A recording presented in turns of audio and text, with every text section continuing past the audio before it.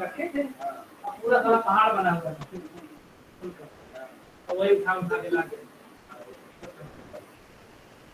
खूब बढ़िया पैदा। कितने एरिया में 4 पोहा बना दिया जाता था, तो लगभग 1 कुंटल 1 कुंटल प्याज हो जाता था आराम से, 1 कुंटल प्याज। तो ये है कि ये सब अपना करते रहो तो शरीर भी फिट रहेगा, खाने पीने के लिए भी रहेगा, और बाकी एक नौकरी अपना चलती रहेगी।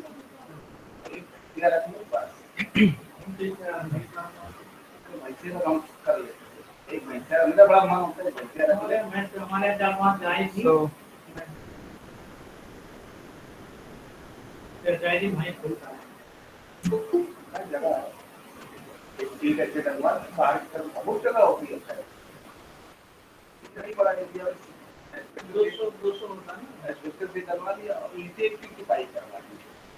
Very good afternoon to all of you. Let's start the class.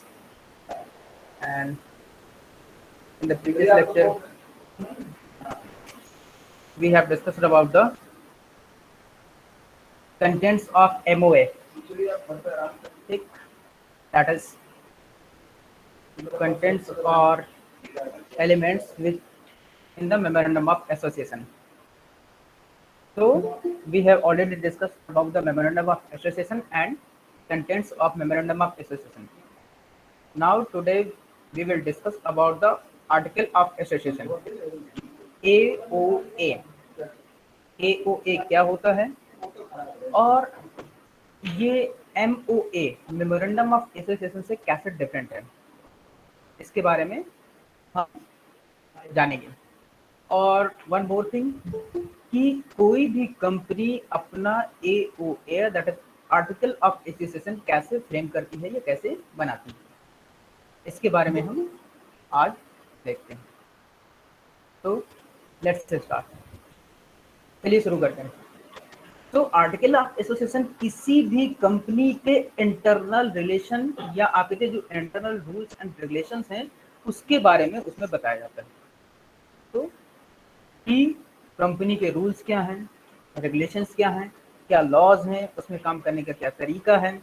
जैसे फॉर एग्जांपल के तौर पर कि अगर कंपनी का कोई डायरेक्टर है तो उसको कैसे अपॉइंट किया जाएगा, कंपनी के डायरेक्टर को रिक्रूट किया जाएगा, उसकी एलिजिबिलिटी क्या होगी, एलिजिबिलिटी के साथ ही और उसको हटाया कैसे जाएगा।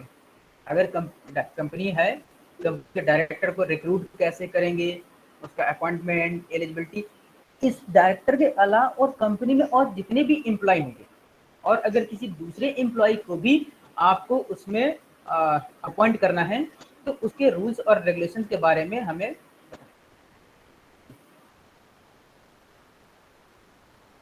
अस्तिका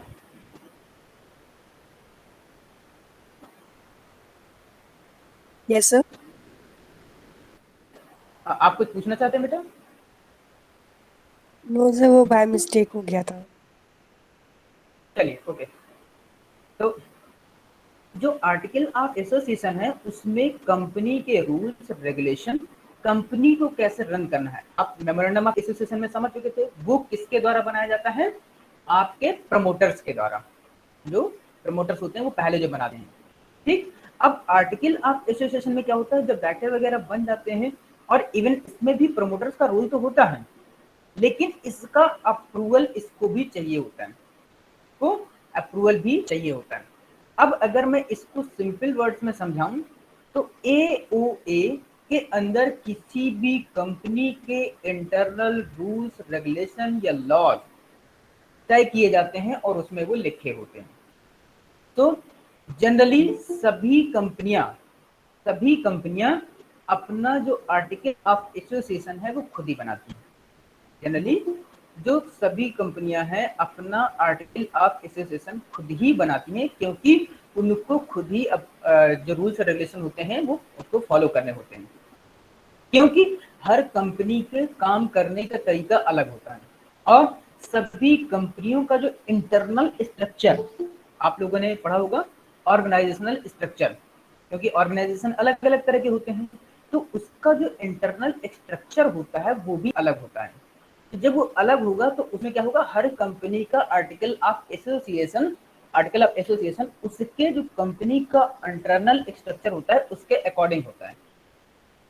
क्योंकि आपने देखा होगा जैसे matrix organisation, linear organisation, horizontal organisation, इस तरह के कई ऑर्गेनाइजेशन होते हैं। तो उसमें से उसके कंपनी का जो स्ट्रक्चर होगा उसके रूल्स और रेगुलेशंस बनते हैं, वही आपका आर्टिकल ऑफ एसोसिएशन होता है।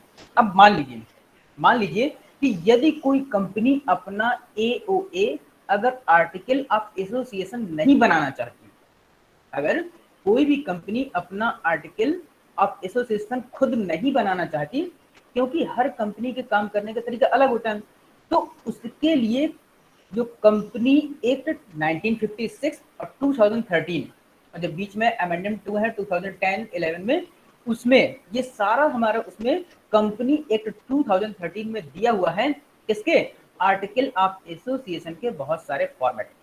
मीन्स कि अगर कोई भी कंपनी अपना आर्टिकल ऑफ एसोसिएशन खुद नहीं बनाना चाहती है, तो जो कंपनी एक्ट 2013 में जो बने बनाए कुछ फॉर्मेट दिए हुए हैं, तो आप उनमें से उसको लेकर के बना सकते हैं। और अगर आपको रिक्वायरमेंट लगती है, जैसी भी आप जरूरत समझें, तो उसमें कुछ अल्ट्रेशन भी कर सकते हैं, मतलब कि काट छाट कर सकते हैं। जैसे अब एग्जाम्पल के तौर पर देखिए कि जब कभी आपको कोई ऐसा एप्लीकेशन लिखना होता है जो आपको नहीं आता, मान लीजिए अगर हम आपसे कहें कि आपको नगर पालिका या डिस्ट्रिक्ट मजिस्ट्रेट के लिए एक एप्लीकेशन लिखना है अपने मोहल्ले की किसी समस्याओं को लेकर के, तो अब अगर आपको नहीं आता है तो आप क्या करेंगे, उसमें आप गूगल पे जाएंगे और आप डालेंगे कि लेटर या application for the district magistrate related to your locality problem, इस तरह से आप ढूंढेंगे। तो जब आपको उसमें फॉर्मेट मिलेंगे, आपको उसमें फॉर्मेट मिलेंगे, फॉर्मेट में क्या होगा कि आप अपने अकॉर्डिंग एक फॉर्मूला फॉर्मेट सेलेक्ट कर लेंगे और जो उसमें कुछ चीजें दी होंगी तो अपने हिसाब से आप उसको काट छाट करके बना लेंगे। तो ऐसे ही जो कंपनी एक्ट है, कंपनी एक्ट में कई ऐसे फॉर्मेट दिए हुए हैं आर्टिकल ऑफ एसोसिएशन के, आर्टिकल ऑफ एसोसिएशन के कई फॉर्मेट दिए हुए हैं और उनमें से आप अपने कन्वीनियंस के हिसाब से जो आपके ऑर्गेनाइजेशनल स्ट्रक्चर को सूट करता है, आप उसमें से एक सेलेक्ट कर लीजिए। अब पता चलता है कि किसी फॉर्मेट में कुछ ऊपर या नीचे मतलब कि कम या ज्यादा है, तो आप उसको काट छाट करके अपने जो कंपनी का स्ट्रक्चर है उसके अकॉर्डिंग बना सकते हैं। तो जो कंपनियां अपना खुद का आर्टिकल ऑफ स्ट्रक्चर नहीं बना सकती हैं, तो वो वहां से उसको ले सकती हैं। तो ये हो गया आर्टिकल ऑफ एसोसिएशन बनाने का तरीका। अब किसी भी कंपनी के आर्टिकल ऑफ एसोसिएशन में देखिए, जब हमने मेमोरेंडम ऑफ एसोसिएशन पढ़ा था तो हमने क्या बताया था, जो प्रमोटर्स के बारे में हमने काफी कुछ पढ़ा था। प्रमोटर्स देखिए कंपनी के आइडिया के शुरुआत से लेकर के जब कंपनी बन जाती है, बनाता वो है, लेकिन पावर किसके पास में हो जाती है, पूरे जो कंपनी के बोर्ड ऑफ मेंबर्स होंगे या डायरेक्टर्स होंगे या उसके जो कंपनी के मेंबर होंगे, ठीक है ना। तो अगर उसमें कभी कोई प्रॉब्लम होती है तो थर्ड पार्टी नहीं या कोई वैसा नहीं, उसके प्रमोटर को उसको हर्जाना भरना पड़ता था अगर उसने कंपनी से छुपा करके कोई काम किया होता है तो। क्यों?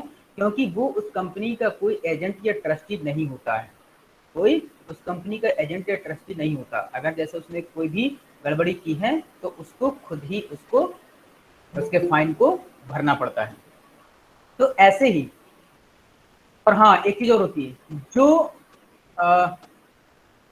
प्रमोटर उसमें कॉन्टेक्ट बनाता है, ये कॉन्टेक्ट जो है जितने भी उसके कॉन्टेक्ट होते हैं अगर उनमें कोई गड़बड़ी होती है तो वो, और साथ ही उसको उन कॉन्टेक्ट का अप्रूवल कंपनी के डायरेक्टर से लेना पड़ता है, उस कंपनी के डायरेक्टर से उसको लेना पड़ता है। तो अब यहाँ पर देखिए, जो आपका आर्टिकल ऑफ एसोसिएशन बनेगा उसमें डायरेक्टर के सिग्नेचर रिक्वायर्ड होते हैं। देखिए बनाए चाहे जो भी, चाहे प्रमोटर्स बनाए या आप कंपनी एक्ट के फॉर्मेट है उससे लें या कंपनी के मेंबर बनाए, कोई भी बनाए, लेकिन जो उसमें कंपनी के मेंबर्स होंगे मतलब कि जो डायरेक्टर्स होंगे उसमें उनका सिग्नेचर रिक्वायर्ड होता है, दैट इज अपेक्षित होता है, रिक्वायर्ड होता है, वो उसमें होना चाहिए। एक तरह से आप ये मान के चलिए कि जैसे जो प्रमोटर कॉन्टेक्ट बनाता था तो उसका अप्रूवल डायरेक्टर्स के द्वारा होता था, ऐसे ही जो आर्टिकल ऑफ एसोसिएशन बनेगा तो उसमें डायरेक्टर से उसको अप्रूव करवाना पड़ेगा, तो तब आपका वो वैलिड होगा। साथ में ही इसके साथ ही यह जो आर्टिकल ऑफ एसोसिएशन जिसमें डायरेक्टर के सिग्नेचर होंगे, 2 विटनेस भी लगेंगे। इस आर्टिकल ऑफ एसोसिएशन में 2 विटनेस भी लगेंगे जो कि उसमें ये सत्यापित करेंगे कि हाँ ये मेरे सामने हुआ, ये सब कुछ सही है। तो उसको अटेस्टेड करवाना जरूरी है, किससे? 2 आपके विटनेस से। जैसे आप कभी बैंक में अगर देखा जाए, जब लोन लेने जाते हैं ना, तो वहां पर क्या होता है, जो लोन लेने वाला होता है तो बैंक मैनेजर साइन करता है, तो उसमें वो 2 गवाह भी मांगता है, कोई उसका गारंटर जिसको बोलते हैं, जो गारंटर होगा कि मैं इस पर्सन की गारंटी लेता हूँ कि ये पर्सन सही है। तो ऐसे ही यहाँ पर 2 विटनेस ऐसे लगेंगे जो बताएंगे कि ये सब कुछ सही है जो इसमें लिखा हुआ है। ठीक, इसको जो आर्टिकल ऑफ एसोसिएशन है, आप कह सकते हैं कि ये किसी भी कंपनी का कॉन्स्टिट्यूशन है। जैसे हमारे यहाँ जो हमारी कंट्री है किस रूल से चलती है, जो हमारा इंडियन कॉन्स्टिट्यूशन है, तो हमारी कंट्री वो इंडियन कॉन्स्टिट्यूशन के रूल्स के अकॉर्डिंग चलती है। ऐसे ही अगर देखा जाए तो जो आपका आर्टिकल ऑफ एसोसिएशन है वो कंपनी का कॉन्स्टिट्यूशन है, वो कंपनी का कॉन्स्टिट्यूशन है, मतलब कि कंपनी का संविधान है। ठीक, अब तो इसका मतलब कि जो कंपनी है उस आर्टिकल ऑफ एसोसिएशन के रूल्स और रेगुलेशन से चलेगी, जिसको उस जिन रूल्स और रेगुलेशन को उन कंपनी को पालन करना ही पड़ेगा। ये हो गया आपका आर्टिकल ऑफ एसोसिएशन। अब हम इसको थोड़ा और अच्छी तरह से समझने के लिए, क्योंकि आपने मेमोरेंडम ऑफ एसोसिएशन भी पढ़ा है, आपने मेमोरेंडम ऑफ एसोसिएशन भी पढ़ा है, तो आपको थोड़ा हो सकता है कि डाउट हो। जो मेमोरेंडम ऑफ एसोसिएशन में आपने पढ़ा है कि क्या है कि उसमें जो प्रमोटर्स होते हैं वो बनाते हैं और उसको डायरेक्टर से अप्रूव करते हैं। यहाँ पर भी आप वही सारी चीजें लगभग पढ़ रहे हैं, तो यहाँ पर हो सकता है कि कुछ डाउट हो, तो इसको और अच्छी तरह से समझने के लिए हम इसमें आर्टिकल ऑफ एसोसिएशन और जो मेमोरेंडम ऑफ एसोसिएशन है उसका डिफरेंस हम इसको क्लियर करेंगे, इसका डिफरेंस को हम क्लियर करेंगे। इसके बाद आपको ये कॉन्सेप्ट बिल्कुल अच्छी तरह क्लियर हो जाएगा। इसके बाद आप कोई भी कभी भी कोई भी कंपनी खोलना चाहें, चाहे वो 1 पर्सन कंपनी हो, सेक्शन 8 के तहत कंपनी हो, कोई प्राइवेट लिमिटेड कंपनी हो या पब्लिक लिमिटेड कंपनी हो, आपको कभी भी मेमोरेंडम ऑफ एसोसिएशन तथा आर्टिकल ऑफ एसोसिएशन के बारे में समझने में कोई परेशानी नहीं आएगी। क्यों? क्योंकि अभी तक जो आप पढ़ रहे हैं दोनों अलग अलग पढ़े हैं, तो आपको हो सकता है कि थोड़ा बहुत कुछ डाउट हो। तो चलिए हम इसमें पूरे एक एक मतलब कि बेस लेते हैं कि जो मेमोरेंडम ऑफ एसोसिएशन क्या है और जो आर्टिकल ऑफ एसोसिएशन क्या है, उसमें हम एक एक पॉइंट को लेकर के उसमें डिफरेंस क्रिएट करते हैं, हम उसमें डिफरेंस देखते हैं। सबसे पहला जो मेमोरेंडम ऑफ एसोसिएशन का नेचर है, जो मेमोरेंडम ऑफ एसोसिएशन है वो कंपनी का एक मेन डॉक्यूमेंट होता है। अगर आपको याद हो तो ये चीज मैंने बताई थी, वो कंपनी का एक ऐसा मेन डॉक्यूमेंट है जिसे कंपनी का चार्टर या प्रिंसिपल डॉक्यूमेंट भी कहा जाता है, प्रिंसिपल डॉक्यूमेंट भी कहा जाता है। याद रखिए कि बिना मेमोरेंडम ऑफ एसोसिएशन के किसी भी कंपनी का कोई अस्तित्व या एग्जिस्टेंस नहीं होता है। इसके द्वारा जो मेमोरेंडम ऑफ एसोसिएशन है, इसके द्वारा कोई भी बाहरी पर्सन किसी कंपनी के बारे में पूरी इंफॉर्मेशन जान सकता है। अगर मान लीजिए आपका जो मेमोरेंडम ऑफ एसोसिएशन है उस कंपनी का किसी पर्सन के हाथ लग जाए, तो उसको उस कंपनी के बारे में सारी जानकारी मिल जाएगी कि किसके इस कंपनी के कितने कॉन्टैक्ट्स हैं, इसका टर्नओवर कितना है और इसके डायरेक्टर्स कौन है, डायरेक्टर्स की पावर्स क्या है, उनकी क्या लिमिटेड है, क्या वर्किंग है, क्या रूल्स रेगुलेशन, सारा सब कुछ उसको उसके बारे में पता लग जाएगा। तो आप ये मान सकते हैं कि मेमोरेंडम ऑफ एसोसिएशन एक इतना इंपॉर्टेंट डॉक्यूमेंट है जिसके बगैर कंपनी का कोई वजूद नहीं हो सकता। इसी के साथ ही अब यहाँ पर आर्टिकल ऑफ एसोसिएशन की बात करें तो ये कंपनी का एक ऐसा इंटरनल लॉ होता है, इसमें कंपनी के अंदर के क्या नियम कायदे रूल्स रेगुलेशन है चलेंगे उसके बारे में कहा जाता है। जैसे हम कहते हैं ना कि आपको बाय लॉज चलना चाहिए, जैसे आप कहें, हम आपसे कहें कि आपको क्या है, अकॉर्डिंग टू आपको बाय लॉज, यूनिवर्सिटी की जो लॉ है, according to bylaws you have to follow, you have to follow the laws of university. तो ऐसे ही जो आर्टिकल ऑफ एसोसिएशन है उसमें आपको रूल्स और रेगुलेशंस दिए होंगे जिनको आपको फॉलो करना होता है। तो आर्टिकल ऑफ एसोसिएशन में क्या आपको रूल्स और रेगुलेशंस दिए होंगे। देखिए, मेमोरेंडम ऑफ एसोसिएशन एक मेन डॉक्यूमेंट है जिसके बगैर कंपनी का कोई वजूद नहीं है, और आर्टिकल ऑफ एसोसिएशन वो रूल्स हैं जिनसे कंपनी चलती है, जिनसे कंपनी चलती है। नाउ जो मेमोरेंडम ऑफ एसोसिएशन है इसके द्वारा किसी भी कंपनी का क्या टारगेट है, क्या ऑब्जेक्टिव है, ये हम जान सकते हैं। साथ ही कंपनी की एक्सपेंशन क्या है, कंपनी की एक्सपेंशन क्या है, कंपनी की पावर्स क्या है, कंपनी की पावर्स क्या है, कंपनी कितनी पावर रखती है और कितना एक्सपेंड कर सकती है, ये सारा का सारा हम उसमें मेमोरेंडम ऑफ एसोसिएशन में जान सकते हैं। ठीक, जो आर्टिकल ऑफ एसोसिएशन है उसमें हमें ये पता चलेगा कि जो डेली रूटीन में है, जो हम कंपनी को डेली रूटीन में चलाते हैं, तो डेली रूटीन में चलाने के लिए क्या क्या ऑपरेशंस की जरूरत होती है, किस पर्सन से कैसे क्या काम लेना है, कौन सा पर्सन कहाँ रखा जाएगा, हम इन सब चीजों के बारे में आर्टिकल ऑफ एसोसिएशन में पढ़ते हैं। साथ ही जो मेमोरेंडम ऑफ एसोसिएशन होता है तो MOA का किसी भी कंपनी में जो AOA है उससे ज्यादा इंपॉर्टेंस होता है। सीधी सी बात है, क्यों? क्योंकि उसके बगैर कंपनी का वजूद नहीं है। और जो आर्टिकल ऑफ एसोसिएशन है वो क्या है, उसका एक सप्लीमेंट्री, एक उसका सप्लीमेंट डॉक्यूमेंट है। तो अगर हम ये कहें तो जो MOA है वो मेन डॉक्यूमेंट या बेसिक डॉक्यूमेंट कह सकते हैं या आधारभूत दस्तावेज कह सकते हैं। साथ ही जो आर्टिकल ऑफ एसोसिएशन है हम उसको कह सकते हैं कि वो एक सप्लीमेंट है। तो MOA हो गया एक मेन डॉक्यूमेंट और जो AOA है वो है एक सप्लीमेंट डॉक्यूमेंट। ठीक, तो ये तो आप दोनों के बारे में हो गया। अब किसी भी मेमोरेंडम ऑफ एसोसिएशन से बाहर जाकर अगर कोई काम करता है, मतलब कोई कंपनी है, कोई कंपनी है जो मेमोरेंडम ऑफ एसोसिएशन में लिखा है अगर उसके अलावा कोई काम करती है, ठीक, अब मान लीजिए कि उस कंपनी में लिखा है कि इस कंपनी का किसी दूसरी कंपनी के साथ कांटेक्ट है। अब अगर वो कांटेक्ट उस MOA में नहीं लिखा है तो अब कंपनी अगर किसी दूसरी कंपनी से ऐसा कोई कांटेक्ट करती है जो MOA में लिस्टेड नहीं है तो उसकी वैल्यू कोई नहीं होगी, मतलब कि वो शून्य होगा, जीरो होगा। MOA का आप इंपॉर्टेंस समझ सकते हैं कि क्या है। मीन्स कि किसी भी मेमोरेंडम ऑफ एसोसिएशन से बाहर जाकर किया गया कोई भी वर्क जीरो होगा।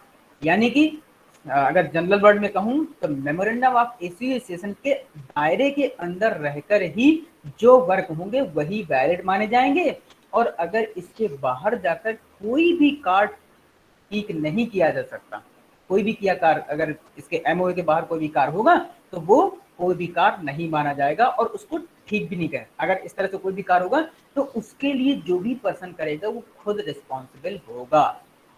ठीक, लेकिन जस्ट इसी के अपोजिट देखिए एक चीज और, जैसे हम यहाँ पर थोड़ा जो इसका एक लीगल इफेक्ट है वो काफी ज्यादा है, जो इसका लीगल इफेक्ट है वो काफी ज्यादा है। जैसे जो MOA है उसमें अगर जो काम लिस्टेड है वो अगर कोई करता है, लिस्टेड काम जो कॉन्टेक्ट दिए हुए हैं या उसमें जो मेमोरेंडम में एसोसिएशन में दिया, तो अगर वो काम होते हैं और कुछ भी बिगड़ता है तो उसको आप कंपनी से कह सकते हैं, उसका लीगली एक्ट लिया जा सकता है। लेकिन अगर मेमोरेंडम ऑफ एसोसिएशन के बाहर रह करके आपने कोई काम किया है तो वो जो काम करेगा वो कंपनी का काम नहीं होगा, उस पर्टिकुलर पर्सन का होगा जिसने वो किया है, और उसके लिए रिस्पॉन्सिबल भी वही पर्सन होगा, ना कि कंपनी उसके लिए रिस्पॉन्सिबल होगी। लेकिन जस्ट इसी के उल्टा आर्टिकल ऑफ एसोसिएशन के बाहर जाकर किया गया कोई भी कार्य इसके शेयर होल्डर्स के द्वारा ठीक किया जा सकता है।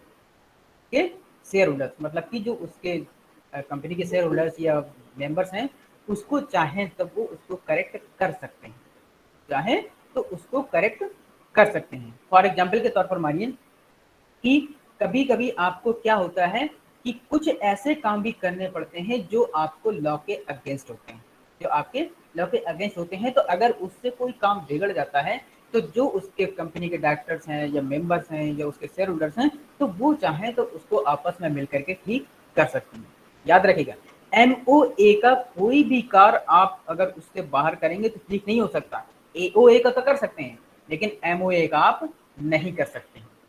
ठीक, ताकि किसी भी कंपनी के लिए एमओए बनाना कंपलसरी है। मतलब कि किसी भी कंपनी के लिए memorandum of association banana compulsory है। बगैर मेमोरेंडम ऑफ एसोसिएशन के कंपनी नहीं चलेगी। बगैर मेमोरेंडम ऑफ एसोसिएशन के कंपनी नहीं चलेगी। लेकिन आर्टिकल ऑफ एसोसिएशन में ऐसा नहीं होता। या तो आप खुद का बना लीजिए आर्टिकल ऑफ एसोसिएशन, या जो कंपनी एक्ट में दिए गए हैं उससे कोई फॉर्मेट ले लीजिए, चाहे तो आप डिक्टो फॉर्मेट ले लीजिए, या आप चाहें तो जो टेम्पलेट या फॉर्मेट्स दिए हुए हैं उसमें काट छांट करके भी बना सकते हैं। ठीक, तो आपको इसमें कई ऑप्शन मिल जाते हैं। साथ ही जो मेमोरेंडम ऑफ एसोसिएशन है, जो मेमोरेंडम ऑफ एसोसिएशन है, इसमें कंपनी के बाहरी संबंधों के जो सब्जेक्ट होते हैं, जो एक्सटर्नल रिलेशनशिप होते हैं, उसके बारे में आपको बताया जाता है।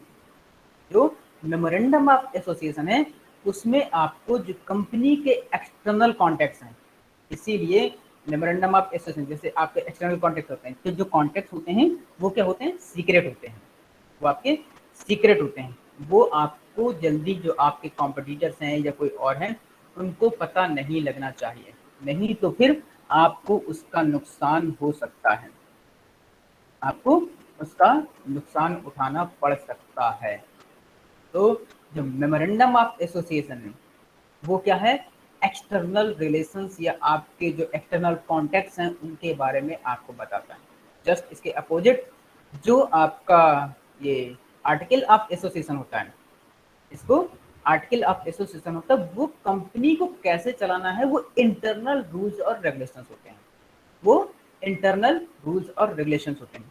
साथ ही जैसे अब हम बात करते हैं इंडियन कॉन्स्टिट्यूशन की, तो अगर इंडियन कॉन्स्टिट्यूशन है तो अगर उसमें आपको कोई अमेंडमेंट करना है, अगर आपको उसमें कोई अमेंडमेंट करना है तो आपको बहुत से लोगों की परमिशन, जैसे पार्लियामेंट से पास करवाना है, ये सब पार्लियामेंट का मतलब कि राज्यसभा, लोकसभा, फिर राष्ट्रपति से अप्रूवल लेना, इस तरह की एक लंबा प्रोसेस है, उसका एक लंबा प्रोसेस है।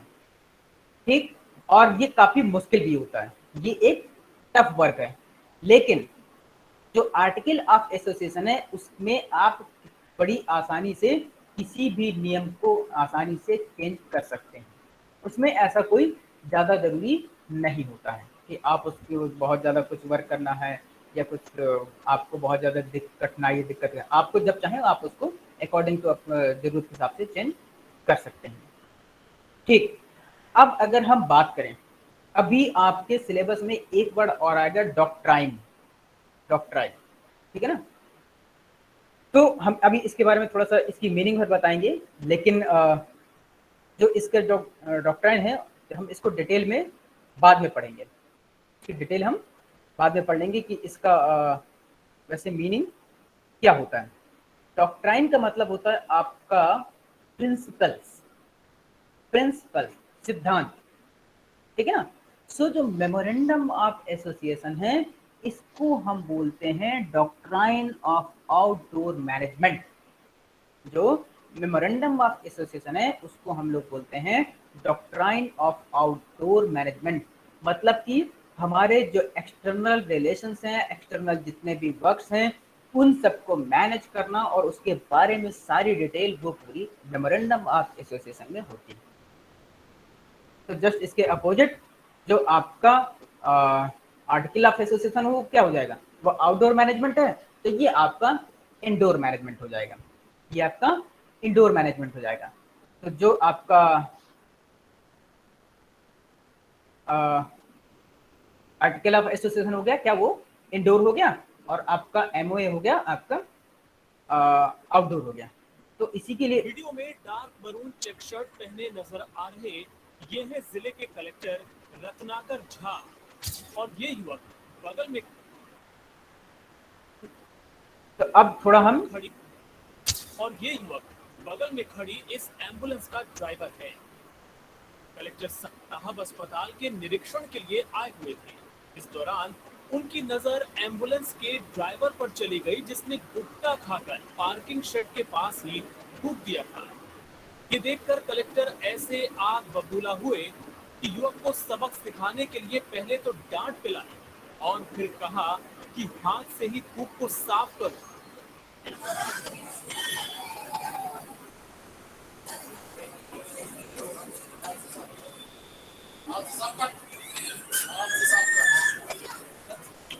अब बात करते हैं जो हमारे पास आर्टिकल ऑफ एसोसिएशन है उसका कंटेंट क्या क्या हो सकते हैं, उसकी कंटेंट क्या है जो हमारे सेक्शन 30 में दिया हुआ है। आर्टिकल ऑफ एसोसिएशन में क्या क्या कंटेंट हो सकते हैं, तो देखिए the article set out the rules and regulation framed by the company for its own working. The article should contain generally the following matters. क्या क्या होना चाहिए? Exclusion wholly or in part of table A. Table A में आपके जो company act है उसका एक टेबल ए है, उसमें काफी कुछ दिया गया है, तो उसका पूरा या उसका कुछ पार्ट होना चाहिए। एडॉप्शन ऑफ प्रिलिमिनरी कॉन्टेक्ट, जो कुछ शुरुआती कॉन्टेक्ट होते हैं उनका अडॉप्टेशन मतलब कि उनका स्वीकृति होना चाहिए। Number and value of shares, आप यहाँ पर शेयर्स की अगर हम बात करें तो जो आर्टिकल ऑफ एसोसिएशन होता है उसमें आपके शेयर्स के बारे में पूरी कंप्लीट फुल इंफॉर्मेशन होती है। जैसे अगर अभी आपने देखा हो कुछ दिन पहले कि कुछ कंपनियों ने अपने शेयर्स इशू किए थे, तो वो उनके आर्टिकल ऑफ एसोसिएशन में लिस्टेड होंगे। जैसे क्या क्या? पहली बात, numbers and value of share, मतलब कि कितने शेयर और उनकी टोटल वैल्यू क्या है वो। ठीक। इशू ऑफ प्रेफरेंस शेयर, अगर उनमें से कोई प्रेफरेंस शेयर है तो प्रेफरेंस शेयर कितने हैं उसके बारे में। जैसे यहाँ पर number and value of shares की बात करते हैं तो उसका मतलब होता है कि कितने शेयर, उसकी कीमत कितनी है। अगर आईपीओ है तो उसकी कीमत कितनी है, अगर आईपीओ नहीं है तो उसकी कीमत कितनी है और उसकी वैल्यू क्या है। ये सब उसकी फेस वैल्यू या पार वैल्यू जो होती है उसके बारे में सब पूरा इसमें डिटेल में दिया होता है। अलॉटमेंट ऑफ शेयर, जो आर्टिकल ऑफ एसोसिएशन होता है किस मेंबर के पास कितने शेयर हैं ये पूरा उसमें डिफाइन होगा। कॉल्स ऑन शेयर, शेयर को कब कॉल करना है। कॉल इसमें क्या होती है, एक ऑन कॉल होती है, एक ऑफ कॉल होती है, इस तरह से कई होती है कॉल्स ऑन शेयर का। Lien on share, transfer and transmission of shares, nomination, forfeiture of shares. ये आप सारी हम शेयर आपके उसमें सिलेबस में शेयर्स के बारे में है थोड़ा, तो जब हम शेयर्स के बारे में पढ़ेंगे और शेयर कैपिटल के बारे में तो उसमें थोड़ी इन चीज़ों के बारे में हम पढ़ेंगे। फिर nomination, forfeiture of share, alteration of capital, by back, share certificates. Share certificates का मतलब होता है कि जब आप इशू करते हैं तो जो सर्टिफिकेट देते हैं। डीमैटेरियलाइजेशन, अगर आपको कभी नाम सुना हो डीमैट अकाउंट, एक डीमैट अकाउंट होता है जिसमें आपको जो शेयर्स को जब परचेज करना है या सेल करना है तो उसकी आप डीमैट अकाउंट की जरूरत है, जिसको आप लोग डीमैट अकाउंट बोलते हैं। उसी का फुल फॉर्म होता है डीमैट का डीमैटेरियलाइजेशन, उसी का ये फुल फॉर्म है। Conversion of shares into stock, आपके शेयर्स को स्टॉक में कन्वर्ट करना। वोटिंग राइट्स एंड प्रॉक्सीज, जो शेयर होल्डर्स होते हैं उनके वोटिंग राइट। ये अगर आपने जो फाइनेंशियल मैनेजमेंट होता है, जो प्रेफरेंस शेयर और जो इक्विटी शेयर होल्डर्स होते हैं उसमें आपको ये डिफरेंस बताता है। Meeting and rules regarding committees, अगर कोई कमेटी है तो उसका मीटिंग से मतलब होता है जैसे मिनट्स ऑफ मीटिंग, कोई कमेटी है, कोई कभी मीटिंग हुई है तो उसके मिनट्स ऑफ मीटिंग क्या है, उसके रूल्स क्या रहेंगे, कैसे आपको डिस्प्ले करना है, उसका एक्सपोजर क्या है, उसमें क्या लिखना है, उसका फॉर्मेट क्या है, कौन कौन सी कमेटी है, कमेटी किस डिपार्टमेंट से रिलेटेड है, ये सारा का सारा उसमें होगा। Directors, there appointment and delegation of power, director कौन होगा, उसका अपॉइंटमेंट कैसे होगा, किसके द्वारा होगा, ये साथ में ही उसको क्या क्या पावर, उसके राइट्स एंड ड्यूटीज क्या क्या हैं, उसको कैसे हटाया जाएगा, ये सारा सब कुछ उसमें दिया होगा। नॉमिनी डायरेक्टर्स, अगर कभी कोई वो जो कंपनी का डायरेक्टर नहीं आता तो उसके एवज में कौन काम करेगा, जिसको आप लोग नॉमिनी डायरेक्टर बोलते हैं या असिस्टेंट डायरेक्टर, आप इस तरह से कुछ भी बोलिए। Issue of debenture and stock, अगर डिबेंचर और आपने स्टॉक इशू किया है तो उसकी डिटेल्स। ऑडिट कमेटी, किसी भी कंपनी का ऑडिट उसके सीए जो चार्टर्ड अकाउंटेंट होते हैं उनके द्वारा किया जाता है तो उसमें कौन कौन से लोग हैं उसके बारे में डिटेल। तो आप समझ रहे सीए की क्या इंपॉर्टेंस होती है। जैसे आप लोग अभी है ना, तो अगर चाहें तो भविष्य में सीए या सीएस कर सकते हैं। तो उसमें आपको कंपनी की एक अच्छी खासी पोस्ट होती है, तो वो लोग ऑडिट करते हैं, जिसको बोलते हैं chartered accountant. Managing director, whole time director, manager, secretary, ये क्या है, आपकी कंपनी के जितने भी पोस्ट होती हैं, जो मेजर पोस्ट होती हैं, जैसे सेक्रेटरी हो गया, एमडी हो गया, सीईओ हो गया, चेयरपर्सन हो गया, चेयरमैन हो गया। तो इस तरह के सारे इनके बारे में डिटेल, उनके रिक्रूटमेंट, उनके अपॉइंटमेंट, उनकी एलिजिबिलिटी, उनके वर्क, उनकी ड्यूटी, उनकी रिस्पॉन्सिबिलिटी, सारे। एडिशनल डायरेक्टर, अगर कोई और एडिशनल डायरेक्टर है। सील, कंपनी की सील का मतलब कंपनी की मोहर। रेम्यूनरेशन ऑफ डायरेक्टर, डायरेक्टर को कितना क्या पे करना है। जनरल मीटिंग जो होती है उनके बारे में, जो डायरेक्टर्स मीटिंग होती है उनके बारे में। बोरोइंग पावर्स, बोरोइंग पावर्स का मतलब होता है कि किसी कंपनी को कितना लोन लेना है, कहाँ से लेना है, या कोई इक्विटी शेयर इशू करना है, जो भी करना है उसके बारे में। डिविडेंड्स एंड रिजर्व, जब अगर कंपनी को प्रॉफिट होता है, लॉस होता है, तो उस केस में क्या करना है। अगर जैसे प्रॉफिट हुआ तो डिविडेंड शेयर होल्डर्स को कितना देना है, किस रेशियो में देना है, या फिर उस अर्निंग को रिटेन करना है, उसको हम डिविडेंड्स एंड रिजर्व्स में देखते हैं। अकाउंट्स एंड ऑडिट, आपका जो फाइनेंशियल ईयर होता है उसमें आपके पूरे अकाउंट्स को चेक करना है, कैसे करना है, कौन करेगा, और उसका ऑडिट कैसे होगा। वाइंडिंग अप, वाइंडिंग अप का मतलब होता है कंपनी को बंद करना। वाइंडिंग अप का मतलब होता है कंपनी को बंद करना, उसके बारे में भी डिटेल दी होती है कि जब आपकी लायबिलिटी कितनी ज़्यादा एक्सेस हो जाए, आपकी कंपनी बहुत लॉस में जा रही है, क्या क्या कंडीशंस हो सकती हैं। फिर provisions of regarding common seal and capitalisation of reserve. तो ये सब क्या है, ये सब आपके आर्टिकल ऑफ एसोसिएशन में डिटेल में दिया होता है। ये सारा का सारा डिटेल आपको आर्टिकल ऑफ एसोसिएशन में मिलेगा। और ये तो हमने यहाँ पर केवल ये बताया है कि ये इसमें ये चीज़ें होती हैं, लेकिन जब आप पढ़ेंगे तो मेरे ख्याल से जो कंपनी लॉ है, जो कंपनी लॉ है, आप पढ़ेंगे तो मेरे ख्याल से 1250 या 1300 पन्ने की एक पूरी बुक है।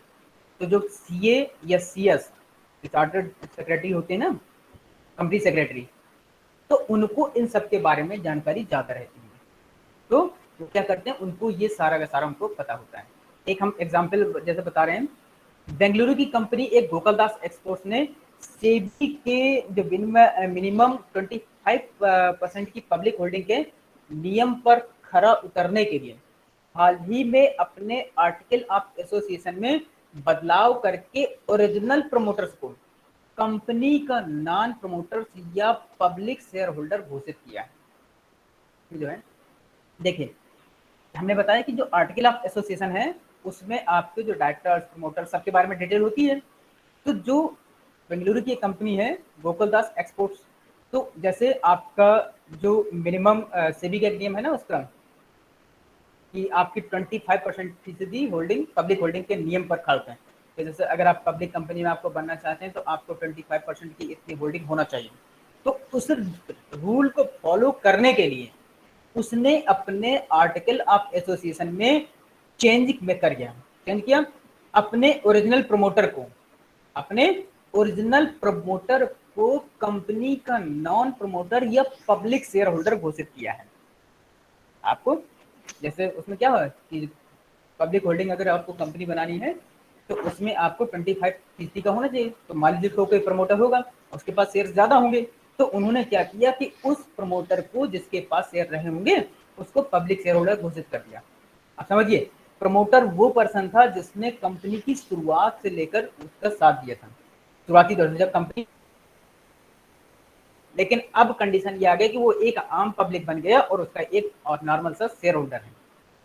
तो ये क्या है, ये आपका आर्टिकल ऑफ एसोसिएशन इसके बारे में पूरी डिटेल आपको देता है।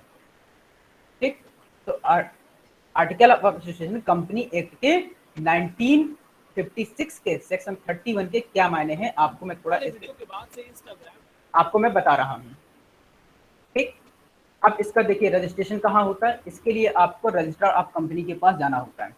आपको रजिस्ट्रार ऑफ कंपनी के पास जाएंगे जहां पर आपको आपकी कंपनी का ऑफिस रजिस्टर करवाना होता है। इसकी अहमियत क्या होता है आप इसके बारे में आप समझ गए होंगे। ये जो रजिस्टर्ड आर्टिकल्स और शेयर होल्डर्स और कंपनी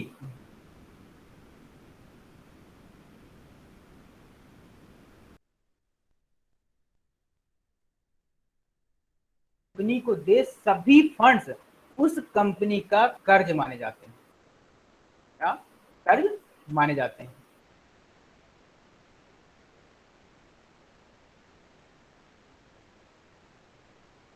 तो ये आपका इस आर्टिकल ऑफ एसोसिएशन के बारे में कंप्लीट हो गया है। अब अगर यहाँ तक किसी की कोई क्वेरी हो तो पूछ सकता है। और साथ में ही आप लोग मैसेज बॉक्स में अपना नाम जरूर लिख दें अटेंडेंस के लिए।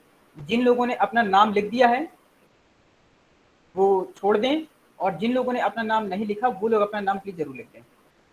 ऐसा कोई भी पर्सन जिसने अपना नाम ना लिखो यहाँ पर नाम लिख दीजिए प्लीज।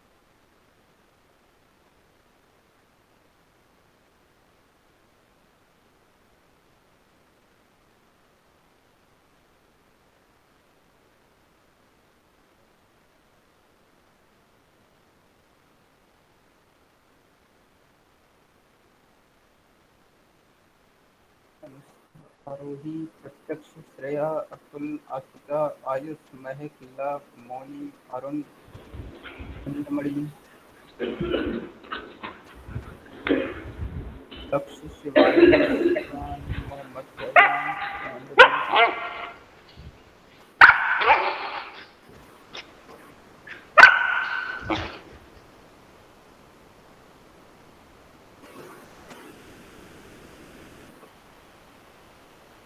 सौरभ, शुभम, उत्कर्ष, अमन, विश्ववर्धन, आकाश, कार्तिक, प्रियल, गोविंद, अमन, ऋषभ, अक्षिता, कार्तिकेय, प्रतिका, मुकेश, फैजल, गोविंद, तनीषा, शशि, अलका, अभिनव, पीयूष, निष्ठा, आदित्य, अनूप, अर्पिता, अंजलि, आंचल, वंशिका, प्रखर, हम, अभिषेक, सुयस। कहते हैं और कोई रहता नहीं गया जो बच्चे को। आरोही, आपने नाम लिख दिया? अगर आपने नाम नहीं लिखा तो आप लिख दीजिए। अमन,